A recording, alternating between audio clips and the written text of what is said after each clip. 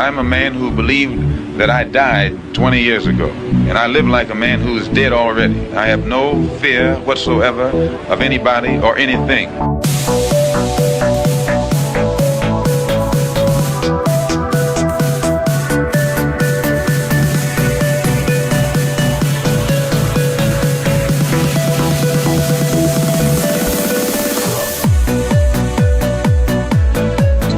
I am an investigative journalist, and in 1996, I wrote a series of stories entitled Dark Alliance, which was about CIA involvement in drug trafficking.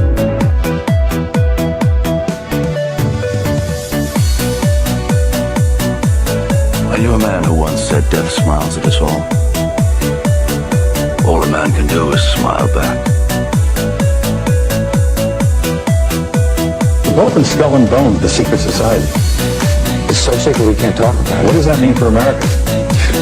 The conspiracy theorists are going to go on. I'm sure they are. I don't know. I haven't seen the rest. Number 322.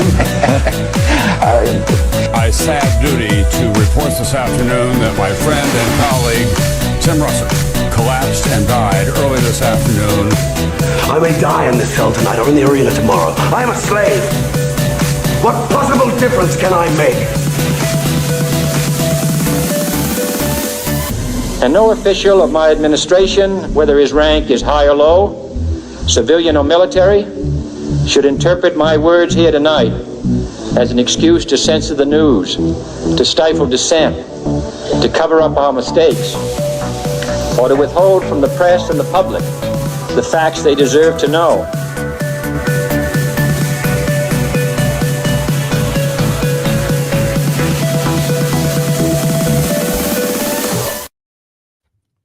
What is going on? Good morning, you guys. Welcome to the Morning Dump with Austin Picard from the Underclass Podcast. Oh, man. So it looks like we have plenty to talk about. I appreciate you, brother. Says he's a huge fan. How you doing, my friend? Good morning. Yeah, so it looks like we have plenty to talk about. I mean, we got homeless arsonists, red flag alerts, sleeper cells.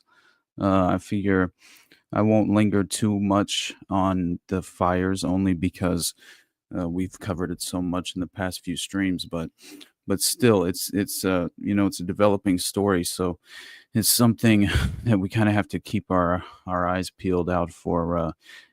Just more of these surfacing threads that kind of add credibility to the perspective that I have in regard to the way this has played out and how strategic things have kind of fallen into place for this globalist framework that we discuss so very often. So let's see here. I think the best place for us to begin, by the way, I think it's pretty fascinating. Jose sent me some stuff about the Cybertruck perpetrator Matthew Leibelsberger and his wife. And that's something that I think we should talk about as well. I appreciate you, my friend. Donnie Gecko says, it's 16 hours at 30 in the south of France. Perfect for me. I really do appreciate your work, Austin. Hey, I appreciate you, my friend. Thank you for tuning in. So first of all, before we get too carried away, because I do have a few things in mind.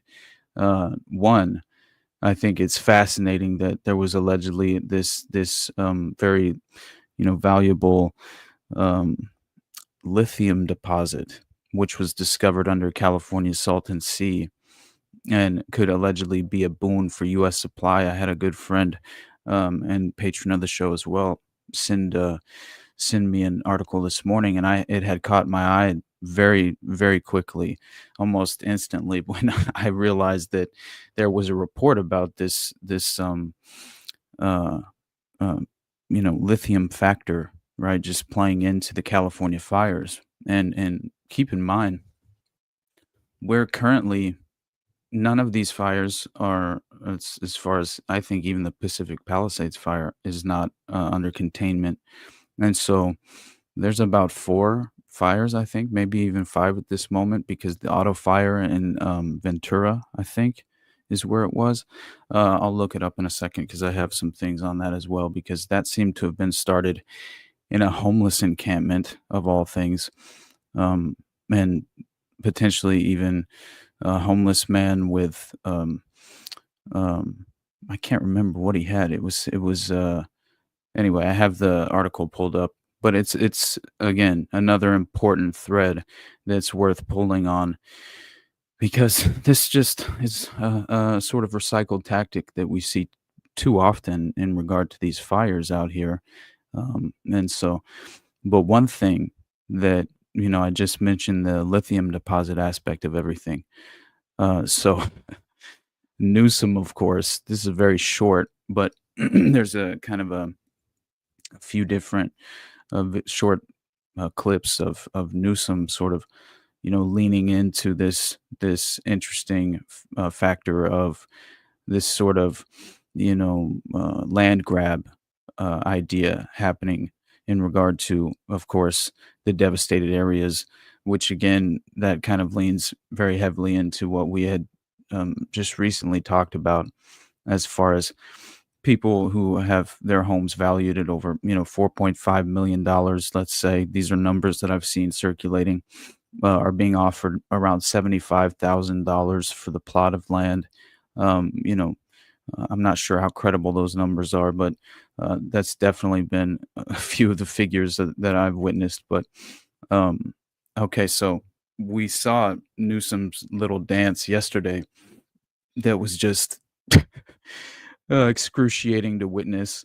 But as he was wiggling around trying to attempt to perpetuate and facilitate these misconceptions in regard to the crises, you kind of we of course are gifted the window behind the veil, behind the curtain, right? And we sort of witness the true intentions um, that are behind that curtain.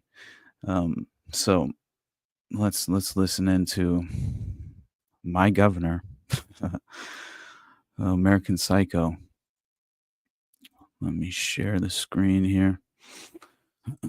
And again, it's there's a strange story floating around about sleeper cells that we'll get to as well, which is just, again, we should not be surprised. But anyway, let's listen in. We're dealing with a myriad of issues. I was just talking to Josh Green, the governor of down in Hawaii, who had some ideas around some land use concerns he has around speculators coming in, buying up properties and the like. So we're already working with our legal teams to move those things forward, and we'll be presenting those in a matter of days, not just weeks. We're dealing with a myriad of issues.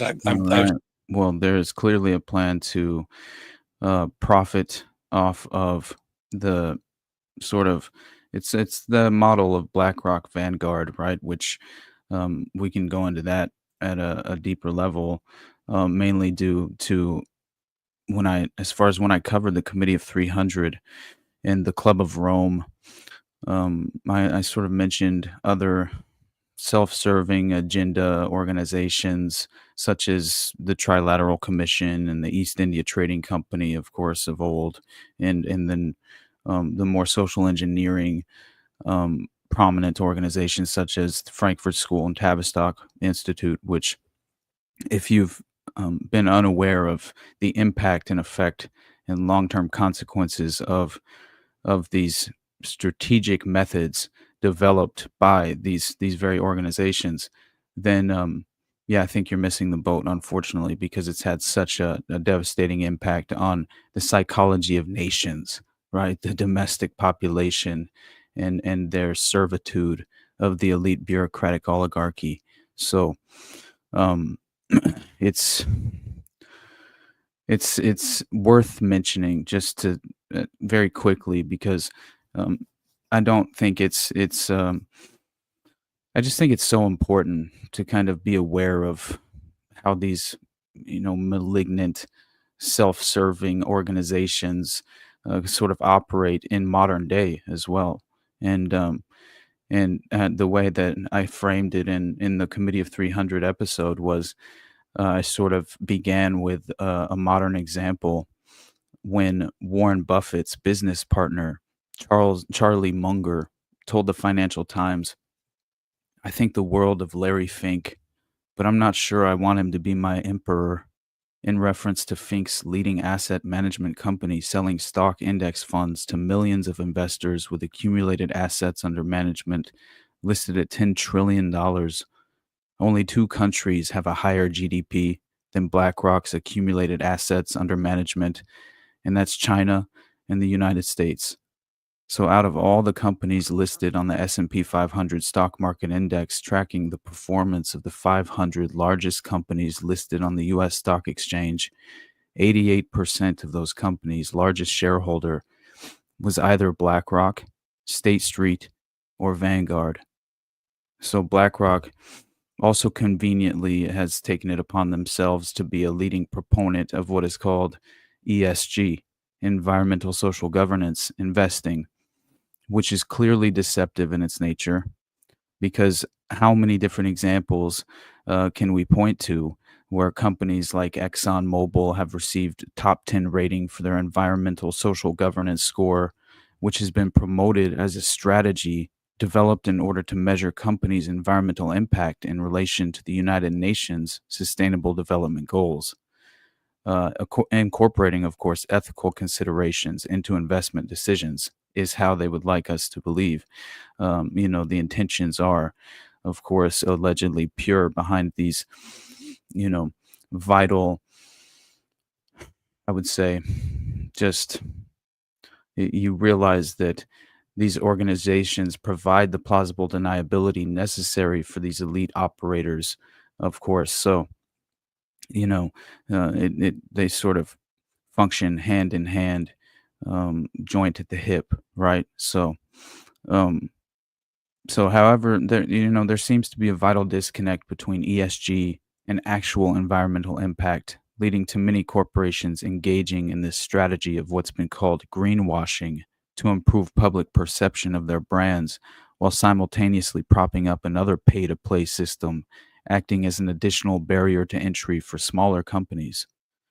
So, I think even the Harvard Business Review suggested that companies concerned with ESG performance may actually be directing capital into poor business performers. That result might be expected, and it is possible that investors would be happy to sacrifice financial returns in exchange for better ESG performance. So, unfortunately, ESG funds don't seem to deliver better ESG performance either. So, again, this is just another pay-to-play system set up for purposes of plausible deniability, but also for the vast accumulation of global assets, right, into the hands of this elite group, of policy steering organizations and various, right, just prominent figures within the landscape of politics and big business. And the revolving door remains perfectly in place, and that is also by design. So it could just, again, it leans perfectly into the four stages of ideological subversion, but you know and that leans more into the Frankfurt School social engineering Tavistock methods. But again, they're all functioning to create this dystopian reality we're facing. So yeah, that's just kind of a brief aside, only because it's important to kind of know how these companies do function, and it's especially considering what took place in after the Maui fires, and then for Governor Newsom to flat out, um, you know, essentially say that these special interest groups who are speculators and coming in to buy up these um, these just a vast, massive area of right. Again, it's a sort of land grab, right? Buying up all these properties at just bottomed out value, and and so again, leaning into the lithium factor here, um, it's basically just proving out once again that really believe that most of these things happen by design, and understanding what understanding what they've been capable of with geoengineering and cloud seeding, even, which is very available to the public as far as the information is concerned, and has been acknowledged for quite some time. They've been able to do things with atmospheric aerosol injection and these various strategic methods of controlling weather and utilizing weather as a means of warfare. Um, that, of course, if there was a geographical, let's say a rare earth mineral or something that is extremely valuable to special interest groups that are in prominent positions of power in this very moment in time, who could, let's say, exploit this crisis. And what do they, what's the age old statement that we mentioned yesterday? Never let a good crisis go to waste. And at the very least, right, that's playing into these California fires, these Los Angeles fires at this moment. And so let's listen in for this small, again, this short clip's about 20 seconds long, and then we'll transition a little bit further into, again, potentially we might read a little bit about solar geoengineering aerosol injection, because Derek Burrows just wrote a wonderful piece that was published in The Last American Vagabond. I encourage everyone to go read, due to the implications of it sort of being a gateway to global governance, which is just, I believe, to be extraordinarily accurate as far as our current state. Again, so anyway, let's check this out once again. With the hazmat, we have found a underground lithium battery storage plant for bicycle batteries that has posed a huge hazard in that area. We are working with the hazmat teams to keep that contained. So a lot of that is just very dangerous. As you just heard, the air quality in some of that area is still very, very high and dangerous. With the hazmat, we have... All right, so that is just, of course, sort of the PSA acknowledgement of the lithium deposit being found.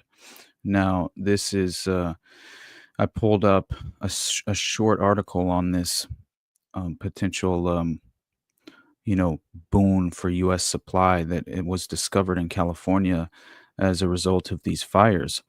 And so a massive, here, I'll actually share this article before I begin. So, a massive lithium find in California's Salton Sea region could help boost domestic supplies of the mineral, which plays a critical role in production of electric vehicle batteries. The Salton Sea region of Southern California is currently home to significant geothermal electricity generation. An analysis by California State Commission in 2020 found that the region's lithium concentration in the geothermal brines that are byproduct of electricity generation is believed to be the highest in the world. The Department of Energy announced in November 2023 that an analysis by the Lawrence Berkeley National Laboratory found that the Salton Sea region could have resources to produce over 3,400 kilotons, or 3.4 million tons of lithium. Wow. Enough to support more than 375 million EV batteries. For context, that's more than the total number of vehicles on U.S. roads. The evaporation of portions of the Salton Sea has cut into the region's tourism economy in recent decades, and adding lithium mining to its emerging geothermal energy generation could be a needed boost for the area. However, some have raised environmental concerns about the project. Fox Business Network's Max Gordon spoke with Rod Caldwell, CEO of Controlled Thermal Resources, which is moving forward with a project to extract and process lithium in the region while being powered by geothermal energy. CTR's project has received investment from automakers GM and Stellantis, while other companies also have lithium plants planned for the region. I would say, think about maybe the early days of big oil, Caldwell said. This is a very similar process, clean and green.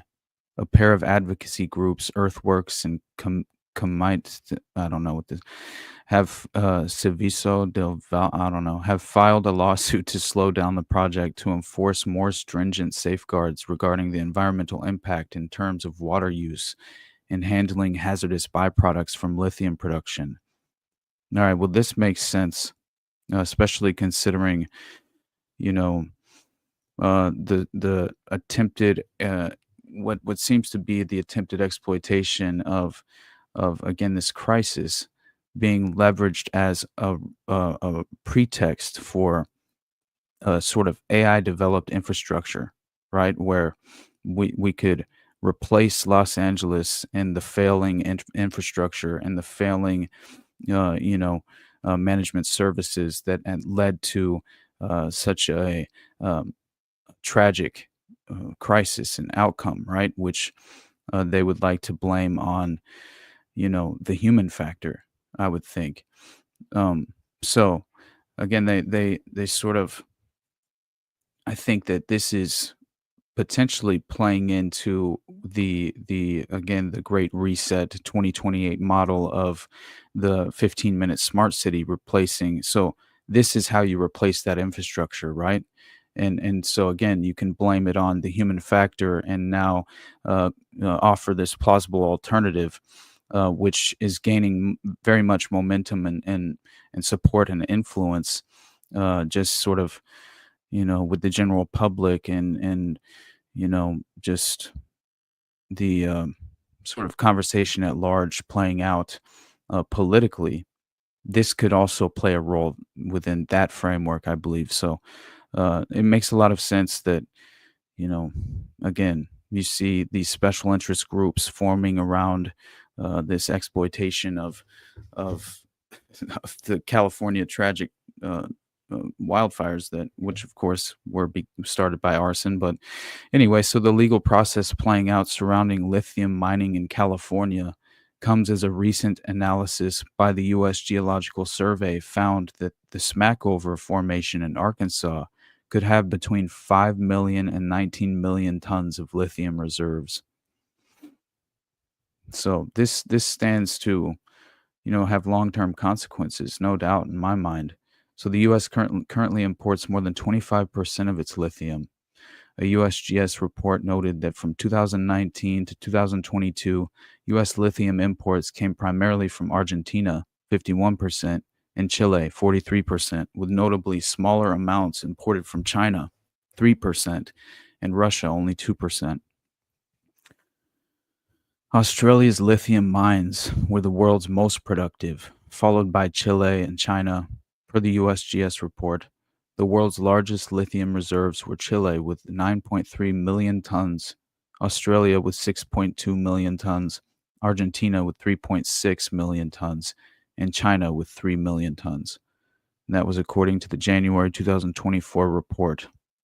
And a comparison is U.S. reserves were 1.1 million tons of lithium. All right. Well, I think that was worth at least acknowledging that, you know, clearly there are I think, many more things playing into this potential outcome here in Los Angeles, and of course the reasons why it's kind of developing in the manner that it is. And so, just a quick update on, of course, the latest update on as far as very early in the morning last night. I just basically I stayed up till 3 a.m., which was a huge mistake. I'm exhausted, but that's the main reason that we're a half an hour late starting this morning. So I apologize for that. But yeah, I was kind of going down various rabbit holes, and so anyway, I had witnessed this Ventura fire starting out. The auto fire is what it's been called, but it claims that Palisades fire, as of last night, was at 14% containment. Eaton fire was at 33%. Hearst fire at 97%, and then of course the auto fire started last night and was at 0% containment as of this morning. I'm not quite sure the current status, but yeah, Jose says hit the like button or else. So now we're resorting to threatening our audience. I'm just playing, but anyway, I appreciate all you guys, and yeah, if you don't mind, hit the like button for us, share the show, subscribe to the YouTube, subscribe to the Rumble.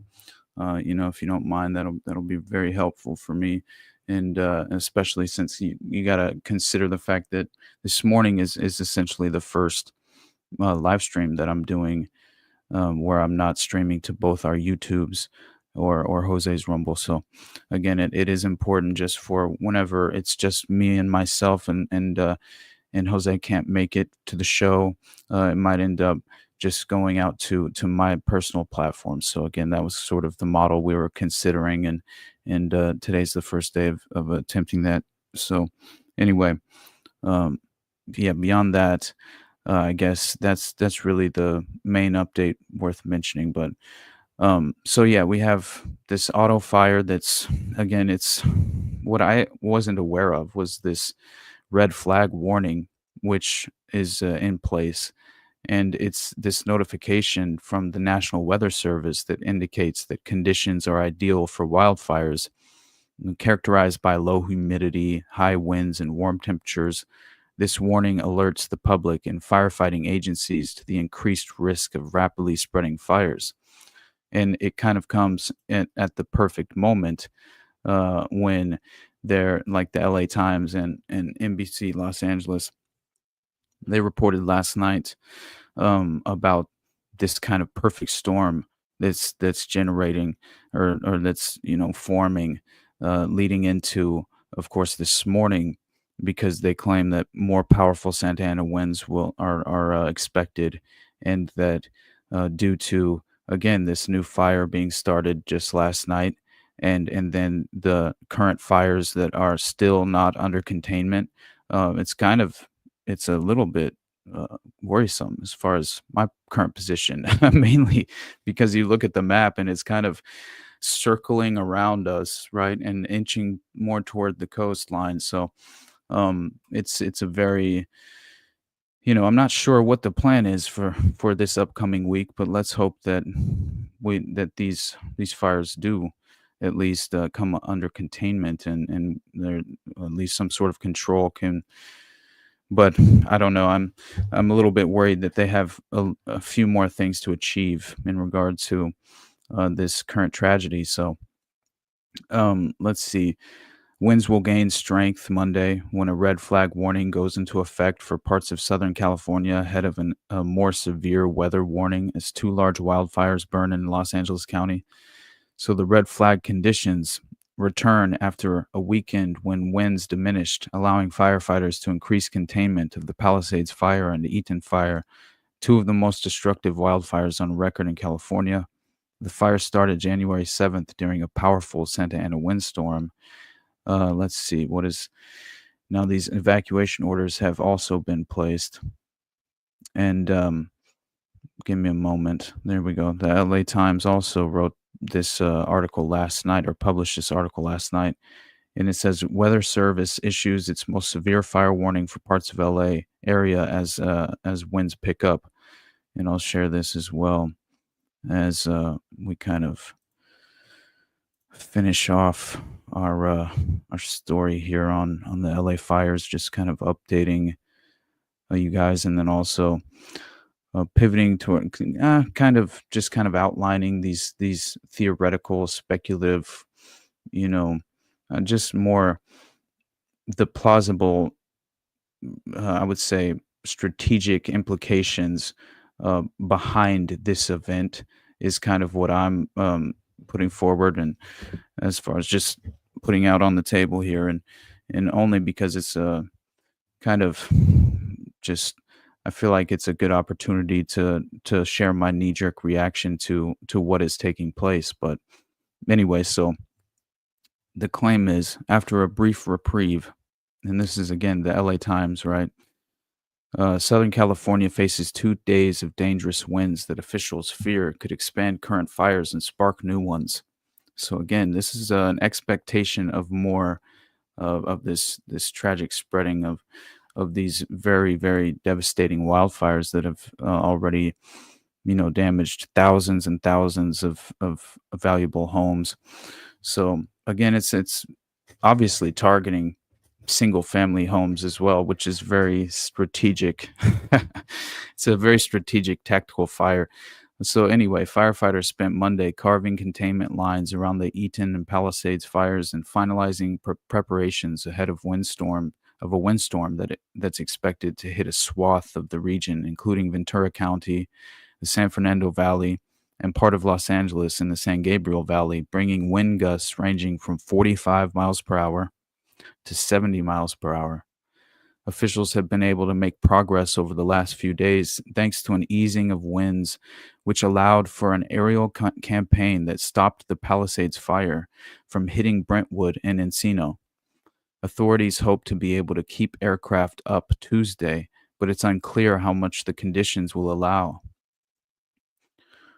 We are not in the clear as of yet, and we must not let our guard down, Los Angeles Fire Chief Kristen Crowley said during a news conference Monday. The National Weather Service's warning of a particularly dangerous situation is one of the loudest ways that we can shout, said Rose Schoenfeld, a National Weather Service meteorologist. This is a continued extreme fire weather and wind scenario, Schoenfeld said. The Palisades fire had burned more than 23,700 acres and was 14% contained as of Monday. The Eaton fire, which has burned more than 14,100 acres, was 33% contained. 33% contained, according to the California Department of Forestry and Fire Protection. Mexican firefighters and emergency personnel have arrived in Los Angeles to help fight the fire. Governor Gavin Newsom said 72 firefighters arrived Saturday, joining thousands of others battling the fires. I also heard that there's an international helping hand playing out, and that there's a lot of Mexicans and Canadians that are here attempting to aid in the containment efforts. But an additional 1,000 members of the California National Guard are also being sent to fire-ravaged Los Angeles. They will bring the total number of Guard members in the region to about 2,500, according to the governor's office. Yeah, 33, my friend. Right? That's all I remember from COVID at this point is the super clips of that number just being recycled and consistently utilized as almost a code to some degree. But anyway, so let's see here. About 92,000 people remain in hundreds of federal personnel. Okay, yeah. President Biden said Monday. So President Biden, it was also hilarious. I had seen him, of course, offering this bailout to the California just citizens of California that had endured this tragedy. And I think it was $770, a one-time payment of $770, which was just, just considering. And of course, I in no way believe in federal bailouts, right? But at the same time, when you have to consider the fact that this administration is currently sending how many of taxpayer dollars to just facilitate the Ukraine proxy war. I mean, in its last dying gasp, basically just lining their pockets through this, money laundering operation that it inevitably becomes, but also, right, just a fascinating turn of events, when due to the imagine, you don't have to imagine, just read into the devastation and the aftermath of what has occurred in Ukraine and the consequences affecting the Ukrainian people, see what it was all worth, and in reality, it's just another strategic exploitation of sort of again, exploiting a proxy force on the border of Russia, which all you have to do is point to all the various color revolutions in the past as far as U.S. foreign policy is concerned, and you realize what the strategic outcome is in mind for as far as what these individual operators have in mind, such as Victoria Nuland, which I had mentioned. But I should be careful about the Ukraine conflict, of course, because I just kind of pointed out yesterday that it's off the table, apparently, according to the YouTube overlords. But I should move on. So let's see. Is anything else worth mentioning here? As we speak, the Los Angeles City Fire Department has maximized our resource capabilities and response capabilities. I've strategically pre-positioned engine strike teams and task forces, which are dedicated to rapid response for any new fire that breaks out in the city. I just think it's interesting, the expectation here and, the conception of we should be, right, planning on and expecting this outcome of more tragic spread of these fires, and who knows what that's going to affect. And as my buddy said, as he sent me this article on the lithium deposit discovered, I wonder what minerals are under your area.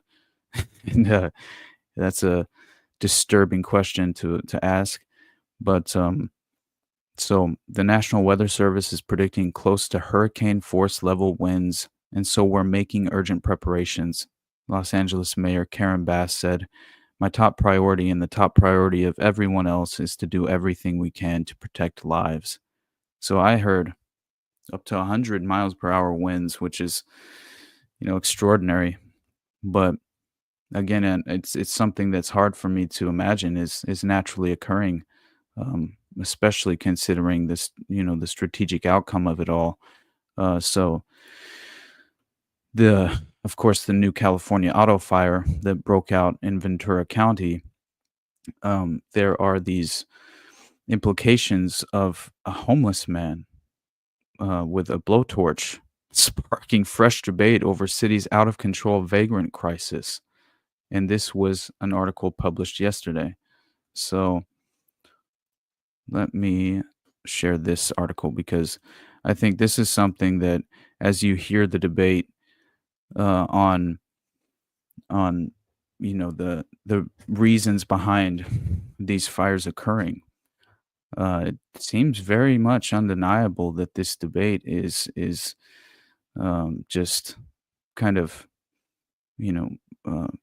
it really just has no, in my mind, it doesn't even tackle the reality of this strategic, intentional, crisis taking place of arsonists starting these fires, and then considering what we know is taking place as far as again this red alert warning, or what was it, red flag warning, that and this expectation for more devastating wildfires. Yeah, then it just, yeah, it adds to the reality behind this sort of misconception playing out within the debate of that falls again within that two-party paradigm of either climate change hoax or mismanagement. So I think it could be far more disturbing as far as the reality is concerned, and potentially this is some sort of designed operation. But I do know that at the very least, homeless people have been kind of, it's at least been a report that's been reoccurring in regard to many of these fires and a lot of these events that have occurred out here in LA, is the fact that it seems to be a lot of these arsonists and arson style fires that occur that inevitably are blamed on a wildfire naturally occurring tragic event due to climate change, seem to inevitably have been started by these homeless vagrants that which is very strange, right? Because where are you going to go if you if you're a homeless vagrant? And and you're at ground zero. But the troubling case of the blowtorch wielding homeless man eyed for arson during the Los Angeles wildfires has sparked new debate over the Democratic city's general alleged kid glove handling of its vagrants. Blazes caused by the throngs of homeless flooding LA streets with potentially deadly encampments doubled between 2020 and 2023, soaring to 13,909. So this is the New York Post, by the way. And it very much seems like this will become a political football in many ways. And if you remember the Austin, Texas homeless crisis during, I don't know, it kind of makes a lot of sense to me that this, again, it's another recycled tactic here, but the state will use this to their benefit, right? And that is always the case. I mean, and so knowing that this is really what seems to have been the true origin of these fires, it raises the question: was this by design and intentionally set all over the city? Because again, this is not the only report of one homeless vagrant starting the most recent fire. I mean, it's clearly been a report that's been resurfacing about various individuals who have been caught on footage doing this. So then I think it really just goes to various authorities and prominent figures, such as within the fire department itself in Los Angeles, giving kind of a quote to the Times. One of them says, "I fear for my safety." Hollywood resident and realtor Levi Freeman told the local NBC affiliate in May, a tent fire could set other buildings ablaze and then go to the next building if firefighters can't get here fast enough. And it's not just residents and homes at risk, he says.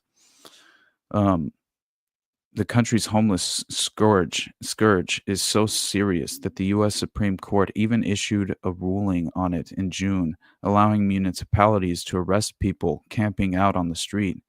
But LA Mayor Karen Bass, whose city is one of the most plagued in terms of the homeless, only dismissed the ruling as political.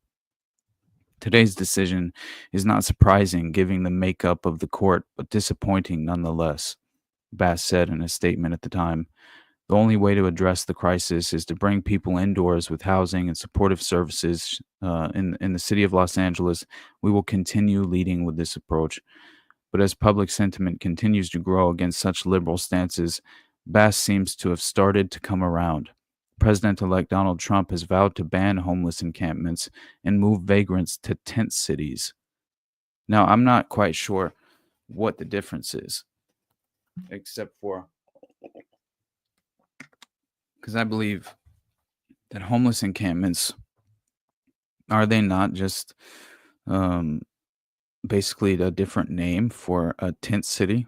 Because unless homeless encampments are just not at all isolated in one area, that would be the only difference in my mind if there was a distinction. But still, homeless encampment or tent city, I don't really know. It sounds very similar. But and Bass, after Trump's sweeping win in November, agreed to try working with the conservative GOP on the issue, including by moving the city's homeless to shelters on federal property. LA's fire department will likely be thrilled. 11 of its firefighters were injured, including one seriously with facial, head, and ear trauma, battling a fiery explosion at a homeless encampment in June. It was caused by the homeless, and we nearly lost a firefighter over this.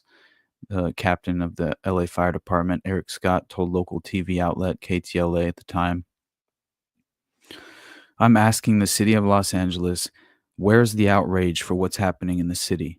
Because what we're doing today is not working. Homeless fires are such an issue that the fire department has launched a special effort to target illegal encampments in high-risk fire zones. Juan Manuel Sierra Leva, an illegal migrant from Mexico, was nabbed Thursday by LA residents who allegedly saw him torching old Christmas trees and debris with what one local described as a flamethrower soon after a massive wildfire began in the region. Cops arrested him, but he has not been charged, at least yet. It is unknown if he may have started one of the recent devastating, deadly widespread wildfires. Well, yeah, and it looks as if they're potentially going to charge him with arson. So, 50% of the fires in Los Angeles are homeless related, costing LA hundreds of millions. Former LA Sheriff's Department Chief Patrick Jordan wrote on X on Sunday. Wow. 50%. Who knows how accurate that number is, but wow. That's fascinating. Let's see. Is there anything else here? A third of all calls involve arson. It doesn't take a rocket scientist to figure it out. We reduce the homeless problem. We reduce fire risks in Los Angeles.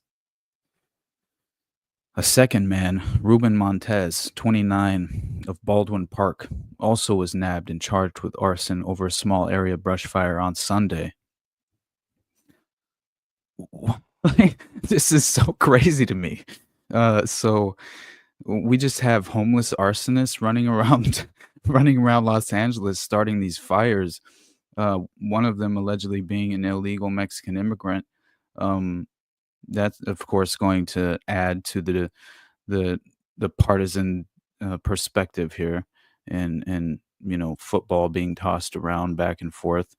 So yeah, this is going to be very politicized. Let's see. Last line. We can't even walk around the neighborhood safely anymore. LA Deputy Mayor of Communications Zach Seidel said in a statement to the Post on Monday. To be clear, anybody who commits arson will be prosecuted to the fullest extent of the law, period. Also, homelessness decreased for the first time in years in LA, which makes everyone safer. All right. Sure. I'll believe it when I see it. But yeah, that's something that I couldn't go without acknowledgement in my mind, mainly due to the fact that you have these debates cropping up surrounding, the climate change narrative, and I have real problems with that. But it's okay, you guys, because Biden, after sending billions in funding to Ukraine, he will provide a one-time payment of $770 to anyone impacted by these fires. So, yeah, that's our federal government at work. Not at all surprised. And with everything else playing out, yeah, it's interesting because I remember we had mentioned the Havana syndrome just recently, and what kind of comes to mind is that whistleblower that was apparently a CIA whistleblower that confirmed the existence of directed energy weapons. But yeah, it's safe to say she comes off just she's just a very outgoing type of individual who, I don't know, she strikes me as very strange.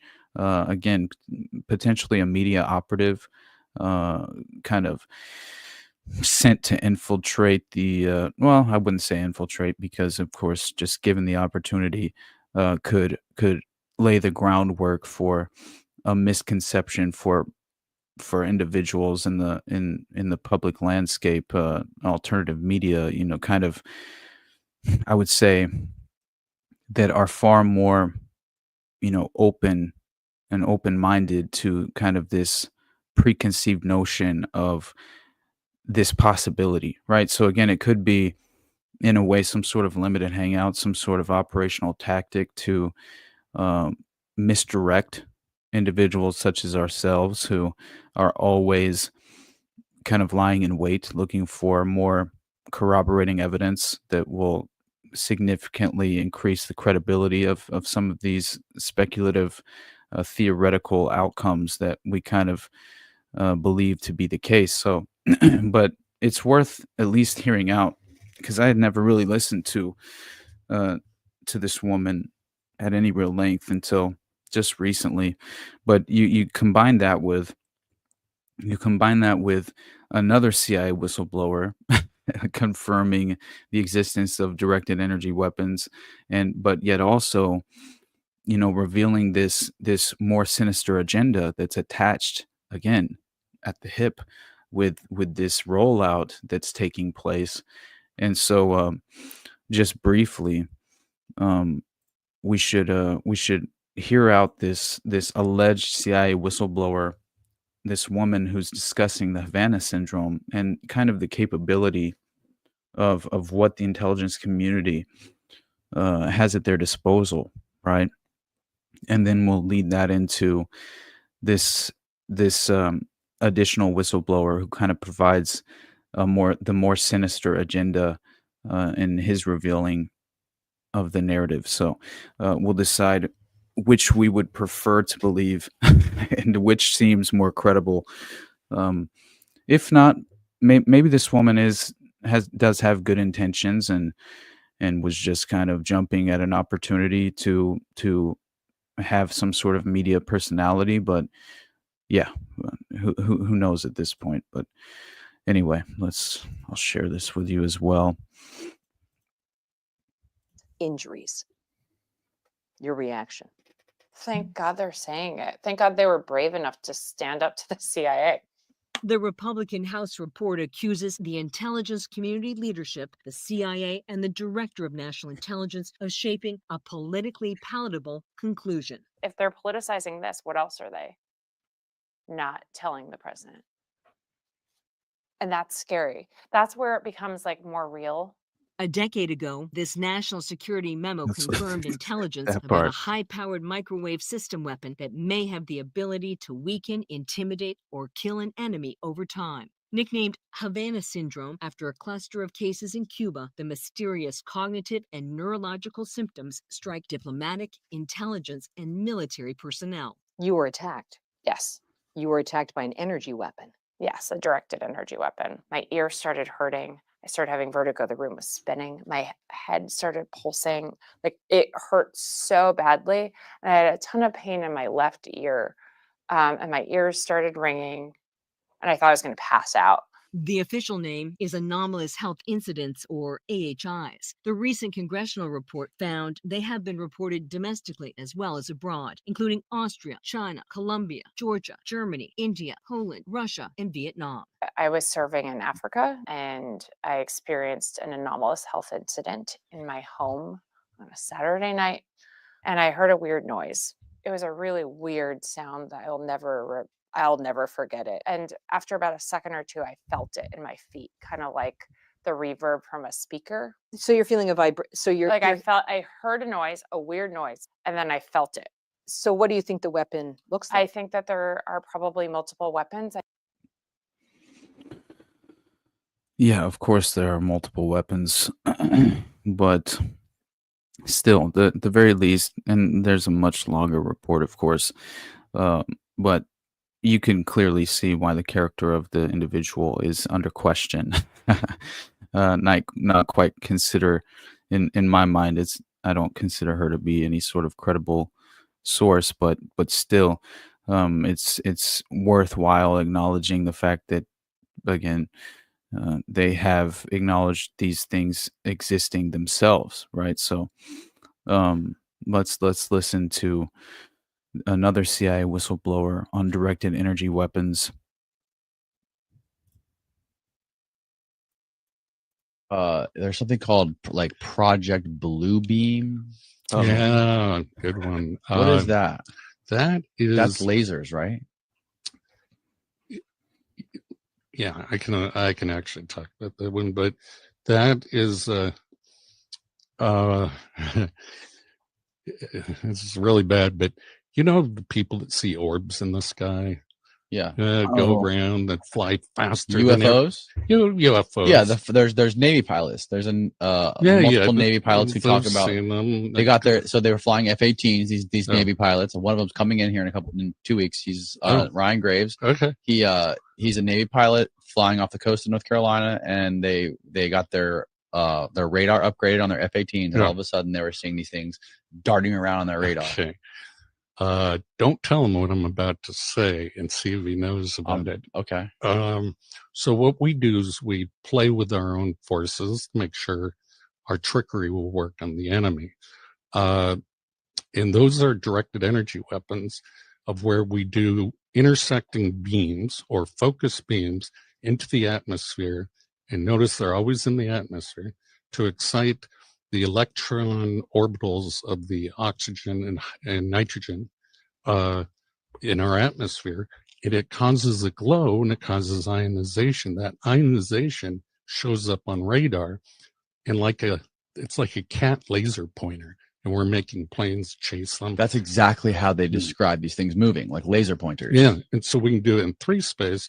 We can make it look like in 3-dimensional space. Yeah. And we can make it look like an entire fleet is about to drop bombs on, let's say, Europe, and then just have them disappear. And they get all their planes up in the air and we attack them from the other direction, assuming we're attacking Who is doing this? The Navy, you said? Somebody. Let's just say a group, and you know this for a fact. I know for a fact. Yeah. So anyway, don't tell your guests. A group within the U.S. government. Yeah. Okay. We'll leave it at that. Yes. And is this something that could be seen with the naked eye, or yes, is this something because it glows? It glows, so it'd be seeable. You can see it by the naked eye, and it would leave a radar trace. So it's perfect as a deception, and it involves the voice of God weapons that I was talking about. Project Bluebeam does. And this got leaked, so it probably won't have the effect, and they probably won't do it.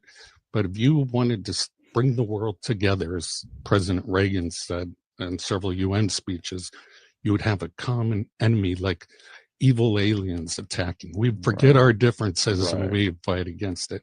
So we wouldn't look at each other as Chinese or Russian or American. We look at each other as Earthlings. It's for humans. Yeah, as Earthlings. And so that was Project Bluebeam, was to trick the human race into believing either God is coming down, everybody hears the voice of God, the microwave hearing effect, get along, give, whatever the new message is, or it was going to be the evil aliens attacking. And notice how they, all of a sudden, all the governments release all their information on UFOs, and there's a whole division dedicated, and that's just deception.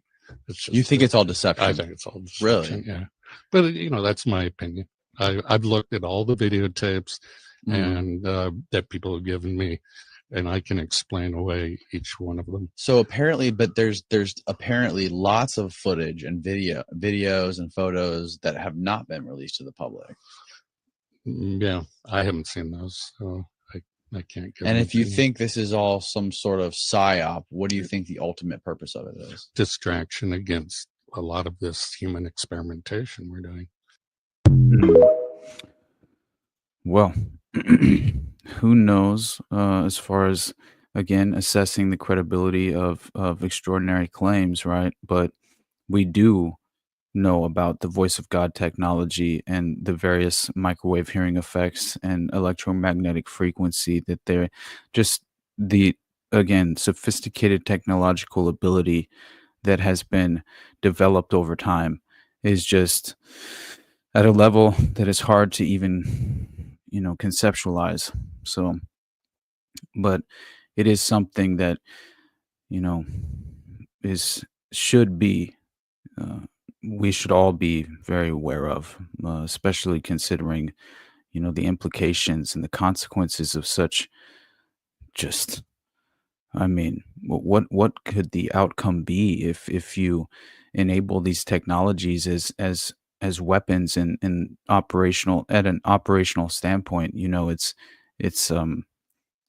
It's really something that's hard to conceptualize. As I said, it's almost incomprehensible. But I had mentioned, and by the way, I do believe that the voice of God technology is how they program Manchurians with subliminals, right? And during their sleep, but also throughout, the course of the day as well. And it's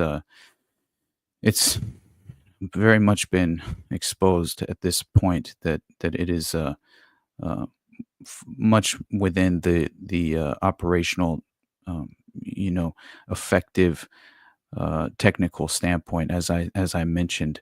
So again, this Project Bluebeam, it again is perfectly just holding hands with directed energy weapon sophisticated technology, and I encourage everyone to go listen to my Project Bluebeam episode as well, because it does very much play into as far as what I believe to be this mass deception for a false manufactured prophecy, right? To kind of facilitate this, and and so I kind of go back and try and trace back the threads to the various intelligence operators that have kind of seeded this narrative in the public consciousness, and set the stage for a lot of this deception to really be just extraordinarily successful in what it can potentially achieve, right?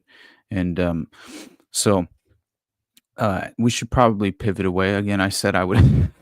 Said I wouldn't talk about the fires for very long. We're an hour in, so there I go, lying again on accident, just getting carried away, running my mouth. But so not only do we have homeless arsonists and red flag warnings, but we also, unfortunately, have apparent sleeper cells set up domestically in the United States, which I've been well aware of, but we rarely get a window into the reality of that fact in that case, and so I feel like these recent terrorist attacks and so much has been made to do about, of course, Sean Ryan and Sarah Adams and these various spooks oversaturating the alternative media landscape, and in this strange narrative forming for this upcoming year of expectation of domestic Islamic terrorism, and these various, again,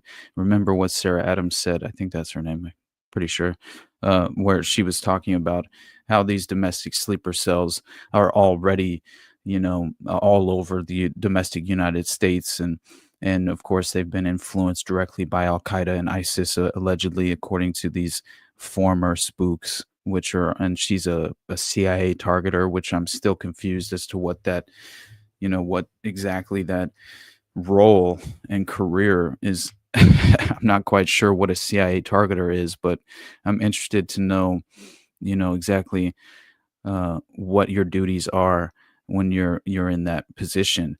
But yeah, so let's listen into this before we discuss the statement made by Matthew Weivelsberger, the Cybertruck perpetrator, the statement made by his wife, which seems to completely counteract, and dispute the initial facts that were alleged facts that were being facilitated to the public, and really intended to be, I think, the official narrative surrounding this man's background and his radicalization and escalation into this effectively this terrorist attack that he would have, what they want us to believe he would have organically followed through with. So yeah, it kind of disputes that, all the details of that, and but first, I think it's interesting to lean into the reality of the claims being made by those spooks and former CIA operatives about these domestic terror cells, because there is there's recent breaking news out of Chicago that is discussing exactly that, and so let's listen into what they're breaking up there in Illinois. Guys, the suspicious materials in question were apparently discovered by a contractor who was scheduled to service the units inside this apartment building. We talked to her, and what she says she found were pretty clear red flags that needed to be reported to authorities. I had the master key, and I went in there, and I came across a lot of things, and I was like, That don't seem right. Melissa Caraway works for an HVAC company that was scheduled to service units at 533 East 33rd Place in the Lake Meadows neighborhood. She says residents get advance notice that they'll be making the rounds and entering their units. When no one answered the door, she says she let herself in. I came across some C4, some explosives, a rifle, a lot of fake IDs, a lot of fireman stuff, a lot of police force stuff, and it just looked like it was fake, you know. She says the discovery happened around 10 a.m. in a unit on the 6th floor. She wasn't sure what to do at first, but says she called police about a half hour later. Video of the response shows law enforcement with ballistic shields, others with rifles. The entire building was evacuated, officers going door by door to tell residents they needed to leave. I was afraid because I didn't know what was going on. So, again, I've been out here since like 11:15, 11:30, and I still don't have any information. After several hours inside, CPD says its bomb unit cleared the scene as a precaution, determining the objects were safe and posed no threat. Police say someone was placed into custody on the scene, but no further information was provided. You know, the bombing that happened in New Orleans and Vegas, so it kind of scared me. So I just want to call and check. Certainly understand her concern. Police on scene began to leave this building around 1:30 this afternoon. Residents trickling back into the building shortly thereafter. This explosive scare again resulting in one person in custody, though it's not clear how that person is connected to what police discovered inside. Well, yeah, again, we should never be surprised when it comes to these apparent sleeper cells that are unfortunately too often, it seems like they are never uncovered until they get the green light, right? And you know, that always reminds me of Tim McVeigh and OKC. But yeah, it's very interesting, especially considering the fact that I had an audience member or patron, I'm not quite sure, but they had reached out yesterday and mentioned the MOVE bombing of, I think, 1985 in the context of kind of comparing it to Waco. And yeah, and I'll just always kind of refer back to PatCon when it comes to a lot of the domestic Gladio activities in the U.S. And it really is just that. It's an extension of Gladio, which has been sort of the strategic, I would say, the strategic onset of just causing chaos domestically through these various organizations created to do just that, right? To stoke domestic terrorism, to, let's say, you know, bomb federal buildings, or you know, what I would say, implement mass shootings as well, which is, of course, a recycled tactic, which if you've noticed, all you have to do is kind of point back to, you know, not only James Wesley Howell of the Omar Mateen network of radicalization and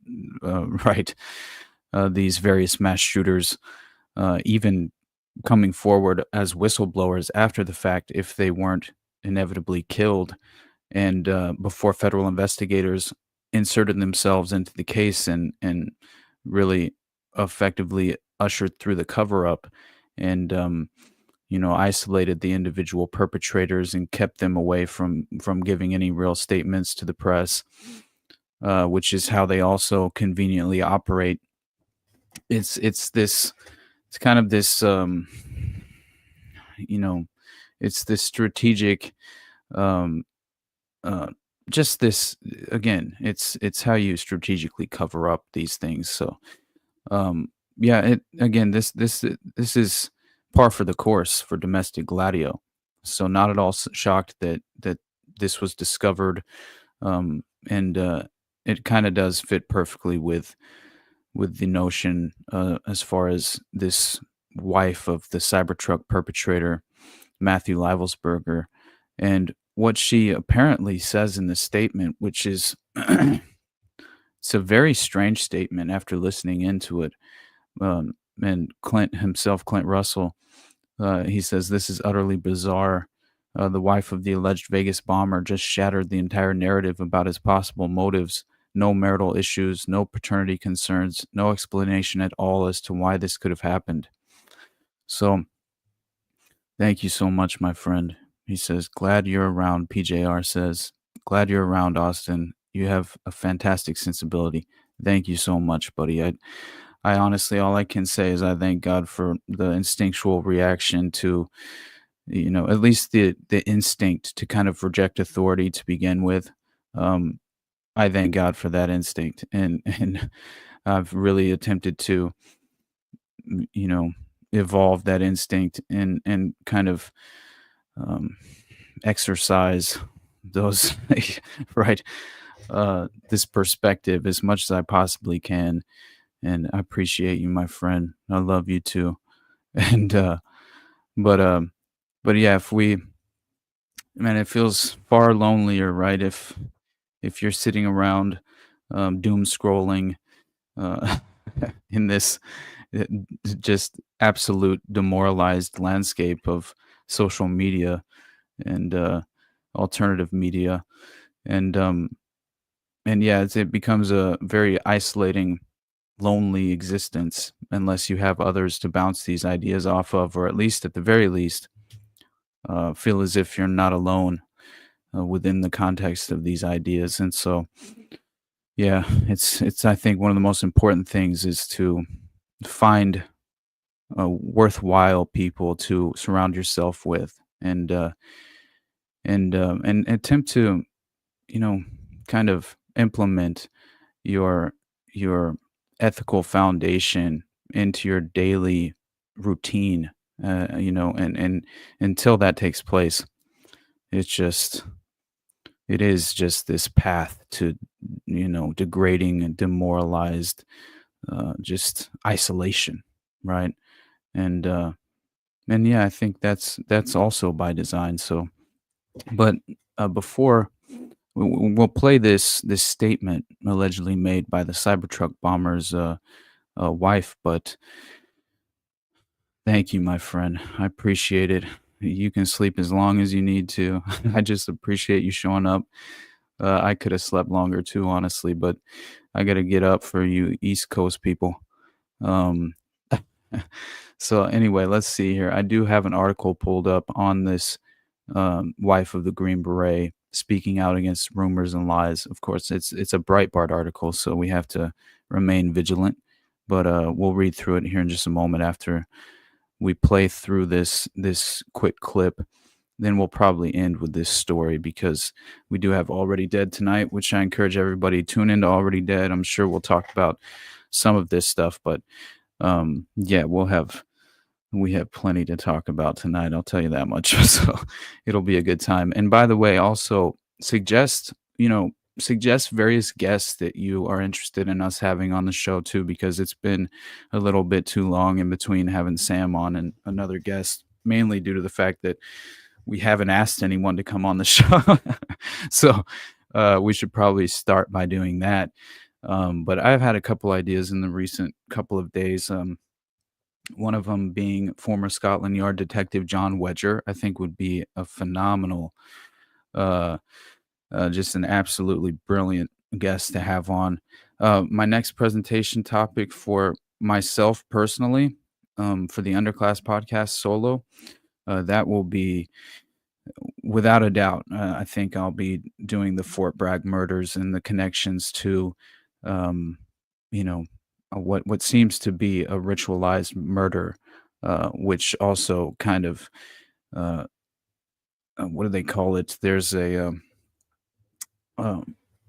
term that's escaping me at this moment, but it's very interesting to say the least, because unfortunately it was, of course, the family of Jeffrey McDonald. They were murdered in a very ritualized manner, and it seems like, again, I've mentioned, I think, in passing, that Michael Aquino. Yeah, there's so much that has happened at Fort Bragg. It's extraordinary. I also wasn't aware of so many recent events that have occurred. There have been so many different murders that have been framed as suicides or right? And but yet they're so overtly murders. That's worth kind of going down a rabbit hole in itself, because it's all very recent, and it seems like, again, knowing the connections to, like, let's say Ryan Ralph Livelsberger, this individual as well from the Cybertruck, and then also Shamsuddin Jabbar, right? The New Orleans perpetrator. So yeah, how many of these individuals have direct connections to Fort Bragg? Almost all of them. And knowing about, of course, the Psychological Warfare Center and all of this being, just, of course, being at Fort Bragg itself, it starts to make a lot more sense as to why an individual like Michael Aquino, psychological warfare planner, and founder of the Temple of Set, was also at Fort Bragg during the time of the McDonald murders. And again, this is during the time when Fort Bragg is funneling heroin from Vietnam through body bags and then facilitating it domestically through the domestic United States using various organizations and cult groups. So, and even using local police, of course, that are compromised. So, again, part of the playbook, pattern recognition, tale as old as time. Temple of Set. Yes, not SETH. I believe it's just SET. I'm pretty sure. But yeah, very, very worth your time looking into that. And if you haven't yet, listen to the witch hunt narrative. Yes, listen to the witch hunt narrative, because I get into, there's definitely a brief portion that's committed to Michael Aquino and his role in the Presidio, military abuse scandal, right? And that connects directly to, oh man, there's I'm trying to remember. It's not Fort Bragg, but it's West Point, the West Point child abuse scandal as well. And knowing about what all was taking place up in San Francisco at the Presidio, yeah, I'm very concerned that a lot of this hasn't ceased to occur, right? And so, anyway, it'll probably be a lot. I would say this upcoming episode will definitely be, entirely focused on this narrative surrounding the Jeffrey McDonald murders, but also kind of how potentially even one of the organizations being utilized within that network of facilitating, this, because you guys have to remember, like, it's interesting, these various enterprises, they all blend together. They kind of blend together, not only satanic ritual abuse and human compromise through sexual blackmail, but you also have to deal with targeted assassinations, organized crime syndicates involved, being ran by the CIA or protected for plausible deniability, MK Ultra psychological warfare operations involved with the mind control aspect of it, drug running, of course, as I just mentioned, human trafficking, and there's always pedophilia, pornography, and then prostitution, and it's even worse than that, because they tend to always, it never stops there. And when you have an enterprise just, drenched in abuse, right, the inevitability will become snuff films, and that might be, I'm not covering North Fox Island and the Spartacus International Odyssey Network as far as the Odyssey Foundation, but that will be an upcoming episode. I just promised myself and a few other listeners that I would take at least one episode off in between covering these very sadistic child abuse networks, because it is just emotionally tasking. It is, it's almost an emotional burden, right? And it very much has deep, just deep emotional consequences if you I just feel if you I don't have a delicate sensibility, but it very much does affect me to my core, reading about abuse such as that.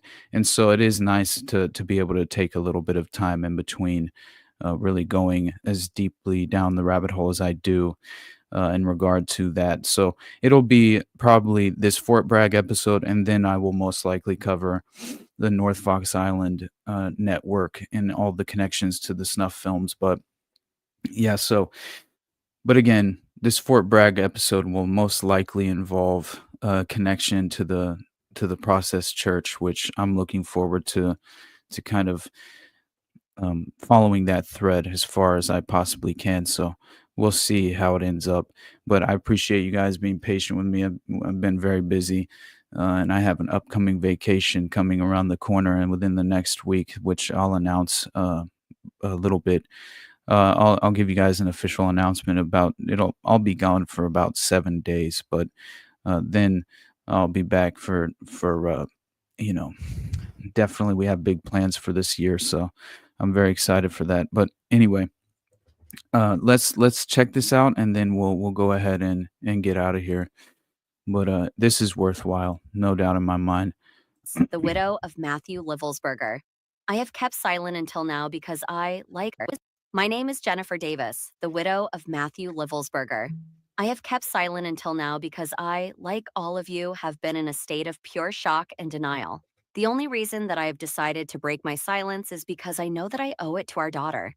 In our world of endless internet opinions, our daughter needs a post somewhere that speaks the truth of her father. The truth is, we were Matt's entire world. He loved being a father. We shared our very first Christmas as parents together with our beautiful daughter this year. The way that he adored his daughter was something so unexplainably beautiful. The way he cared and attended to my every need before I could even ask or think was just one of his endless qualities that have already birthed so many tears of mine in his absence. He loved both of us dearly and deeply. He was selfless and thoughtful. He shielded us and protected us to the very end. My husband's military career and service is and was exemplary and speaks for itself. He was a dedicated soldier and loved his family and his brotherhood with every ounce of his being. Matt was a hero among men who dedicated his whole life to serving our country, and he will be remembered as such. I want to clearly and directly address several pieces of misinformation that have been recently released about my husband and family. First and foremost, Matt and I were in love and committed to our marriage. We had plans and a future with so many dreams that now will be just a memory to seal for our daughter. Matt was not only excited about our future together, but the future of his career and the new job that he had started. And in no uncertain terms did we have any plans or intentions of breaking up or separating. Additionally, the paternity of our daughter was never in question and certainly was not an issue in our marriage. I hate even having to clarify that fact, as I find that lie personally slanderous and offensive. I want to be clear for my daughter's sake. The DNA was pulled and verified as a match. Losing my husband has been the most devastating event of my life. Knowing my daughter's life will never be the same and will never really know her father is more than I can process. As you can imagine, the added complexity and public nature of this adds a level of pain and stress that no one can prepare you for. I sit here today still in the unknown, wishing so badly I could go back to our wonderful first and last Christmas that we shared together. As the days have passed, I still do not have the answers that so many of you are looking for. I am desperately searching for them as well. While my daughter and I mourn our hero, we ask for privacy, please. Thank you. Strange. That is very strange. So the official narrative surrounding this individual, Matthew Livelsberger, it of course has been a far different picture as far as what has been painted to the public. Let me show you this last Breitbart article, and then like I said, we'll get out of here. But so, wife of Matthew Livelsberger, Green Beret involved in Vegas bombing, speaks out, hits rumors and lies. The wife of Army Master Sergeant Matthew Livelsberger, the Green Beret involved in the Vegas Tesla Cybertruck bombing on New Year's Day, broke her silence on Sunday evening in a statement put out by a fellow Green Beret veteran. In her statement, she hit back against what she says has been misinformation and lies spread about her and Leibelsberger, such as that they were having marital problems and she kicked him out of their home before Christmas. She specifically slammed a rumor spread by the Chief of Staff of the Army's Public Affairs officer, Lieutenant Colonel Dave Butler, and their newborn daughter's DNA did not match Leibelsberger's. Strange. Green Beret veteran Matt Tardio, host of Speak the Truth podcast, posted the statement from Leibelsberger's wife, Jennifer Davis, on his X account. Okay, so great.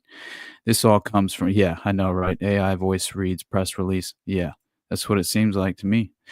I didn't have any confirmation, but it very much seems obvious that it is an AI read through, but who knows? It's, of course, keep in mind what we just read is that it's coming from what source? Another former Green Beret with a podcast. So I'm already skeptical. Okay, so it just looks as if it's the statement we just heard. And so several news outlets, such as the New York Post, had published anonymously sourced rumors that they were having marital problems. Navy SEAL veteran and podcaster Sean Ryan on his show revealed that Butler, the Army Public Affairs officer, had said in a private conversation with Leibelsberger's child's DNA, that Leibelsberger's child's DNA did not match his. Ryan's lawyer, Tim Parlator, later described his conversation with Butler in detail in an X-Space conversation, calling it one of the weirdest conversations that I've ever had with a public affairs officer. Parlator said about the DNA rumor, so that was something it was a very odd kind of statement to me, because as he's telling me about what a wonderful soldier Leibelsberger was, I kind of said, well, so what do you think this was? And he said, well, I don't want to speculate, but, there might have been problems with his family. And, and then he tells me the story that, when the FBI went to go identify the body that to get a DNA match, they went to his, closet next of kin, which is his infant child, and the DNA did not match. And so they were speculating, well, maybe he got in a fight with his wife and found out that she was cheating on him. Wow. So that pure speculation became the official narrative very quickly. Parlator added, and I have no idea if that's true. I mean, quite frankly, the two problems that I have with that story, one, this guy is an active duty Army Special Forces soldier. They have his DNA on file to identify. Yeah, you don't need to go to the next of kin. And two, if the child really isn't his, what mom in her right mind is going to offer up the illegitimate child for a DNA test? Tardio earlier on Sunday posted video of Ryan and Parlator discussing Butler as the source of the DNA rumor. Tardio said in a statement to Breitbart News, after speaking with Jennifer, I was deeply troubled to learn of the allegations suggesting that a damaging and false rumor may have originated from the office of the Chief of Staff of the United States Army, targeting the family member of a soldier. This situation raises serious concerns about transparency and accountability. The United States Army owes the American people a clear explanation. It is my hope that the current administration will address this matter swiftly and with the seriousness it deserves. Should it remain unresolved, I would urge future leaders to prioritize uncovering the truth and ensuring justice. Tardio urged readers to consider donating to a GoFundMe set up to assist Davis and her daughter in their time of need. He said he would later publish an interview with Davis on his YouTube channel.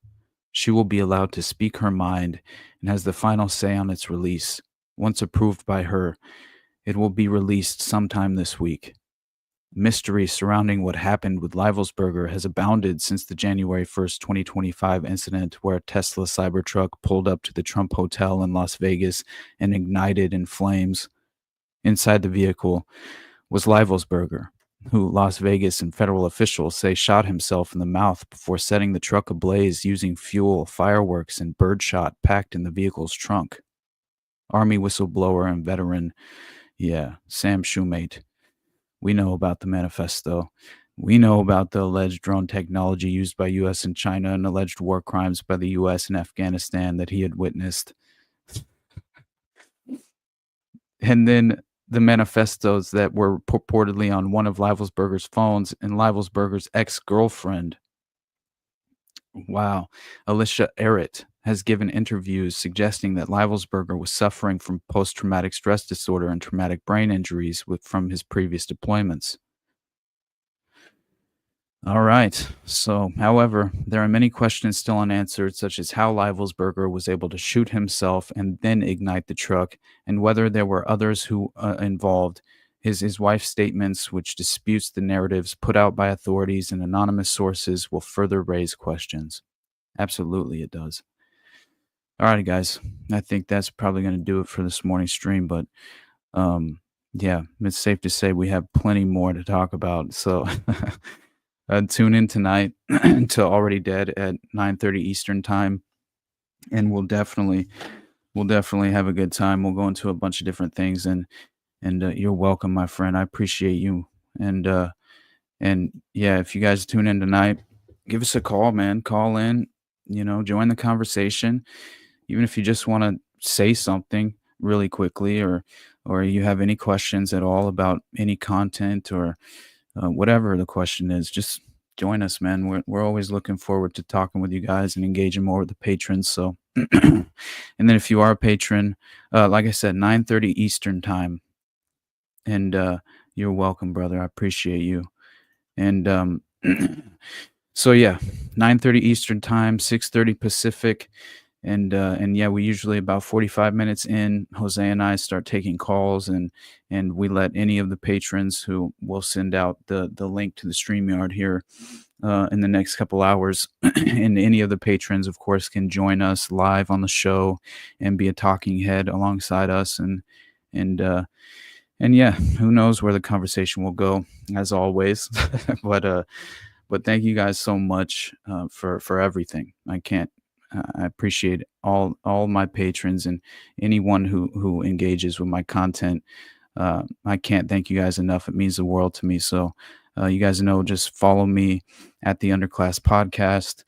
Check out my content on mostly all platforms, including Rumble now. So, of course, not the full official archive yet on Rumble, but still the live streams will be so for now. So subscribe to the Rumble, subscribe to the YouTube. Buzzsprout and Patreon are really the best places to support me for now. And I'll check you guys later. I appreciate it as always, and I hope you guys have a wonderful day.